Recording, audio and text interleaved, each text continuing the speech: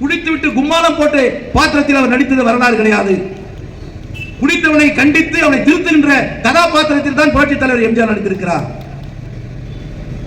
அப்படி படத்திலேயும் நேர்மையானவர், படத்திலேயும் நல்லவர், படத்திலேயும் மனிதநேயமிக்க தலைவர், படத்திலேயும் தாய்ப்பாசம் கொண்ட தலைவர், படத்திலேயும் சகோதரி சகோதரர்களாக பார்க்கக்கூடிய தலைவர், இப்படி நடித்த காரணத்தினால் மக்களும் இவர் உண்மையானவர், நமக்காகவே இருக்கின்றவர், நமக்காகவே நடித்துக் கொண்டிருக்கின்றவர், நமக்காகவே பணத்தை சம்பாதித்து நமக்காகவே கொடுத்துக் கொண்டிருக்கின்றவர். எந்த நடிகனாவது கொடுத்திருக்காங்களா? சம்பாதிச்ச காசு முழுசு மக்களையே கொடுத்தவர் புரட்சி தலைவர் எம்ஜிஆர். அதான் 8வது கொடைவள்ளல். எல்லாருமே அண்ணன் எம்ஜிஆர் என்ன எல்லாத்தையும் காப்பாத்தினார். ஆனா எனக்குன்னு ஒரு கொள்கை இருக்கு, எனக்கு கருணாநிதி தான் பிடிக்கும். ஆனா தலைவர் தப்பா சொல்லலையே. எதிரியும் கருணையோடு பார்க்கக்கூடிய ஒரு தலைவன் நாட்டில் இருக்கிறார் என்று சொன்னால் புரட்சி தலைவர் எம்ஜிஆர் தான்.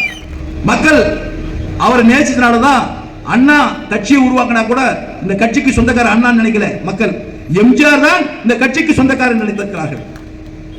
அந்த நடிகர் எங்க? இப்ப இருக்கிற நடிகர்கள் எங்க?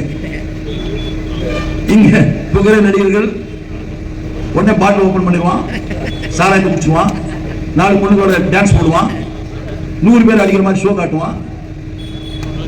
அவங்க எல்லாம் அரசியலுக்கு வந்து என்னத்தை பண்ண போறாங்க? மக்களை நேசிக்கக்கூடிய தலைவன் வர வேண்டும். அவர் எந்த தொழில் இருக்கிறாங்க முக்கியம் இல்லை. ஏழை மக்களுடைய உணர்வுகளை, அவர்களுடைய நிலைகளை அறிந்து கொண்டு அவர்களுக்காக போராடக்கூடிய சிந்தனையுடைய தலைவன் நாட்டிலே கட்சி நடத்த வேண்டும், அவன் ஆட்சிக்கு வர வேண்டும். அந்த சிந்தனையுடைய தலைவனாக புரட்சித் தலைவர் எம்ஜிஆர் அவர்கள் அனைத்து இந்திய அண்ணா திராவிட முன்னேற்ற கழகத்தை உருவாக்கி அவரோடு மட்டும் நின்று விடாமல் ஒவ்வொரு தொண்டனையும் அதே போல தாய் உள்ளத்தோடு செயல்பட வேண்டும் என்பதற்காக உருவாக்கி மறைந்த தலைவனுடைய பிறந்த நாளிலே நாம் ஒரு சபதம் ஏற்போம். புரட்சித் தலைவர் எம்ஜிஆருடைய ஆட்சி மீண்டும் வர வேண்டும். அந்த தாய் உள்ளத்தோடு இருக்கிற ஆட்சி வர வேண்டும். மக்களை நேசிக்கக்கூடிய ஆட்சி வர வேண்டும். மக்களை பாதுகாக்கக்கூடிய ஆட்சி வர வேண்டும். உண்மையான மக்களுடைய தேவைகளை பூர்த்தி செய்யக்கூடிய ஆட்சி வர வேண்டும்.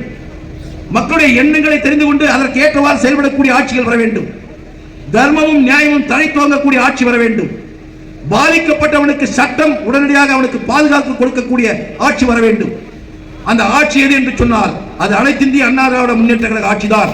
அந்த ஆட்சியினுடைய பொதுச் செயலாளர் இருக்கின்ற எடப்பாடியார் அவர்கள் கடுமையாக உழைத்து நாட்டு மக்களிடத்தில் எடுத்துச் சொல்லி மீண்டும் முதலமைச்சர் பொறுப்பேற்பதற்கு புரட்சித் தலைவர் எம்ஜிஆருடைய 109வது ஆண்டு பிறந்த நாள் விழாவிலே சபதம் ஏற்போம், உழைப்போம், வெற்றி பெறுவோம். மீண்டும் அண்ணாவின் ஆட்சியை, புரட்சித் தலைவர் எம்ஜிஆருடைய ஆட்சியை, புரட்சித் தலைவி அம்மாவுடைய ஆட்சியை எடப்பாடியார் தலைமையில் அமைப்போம்.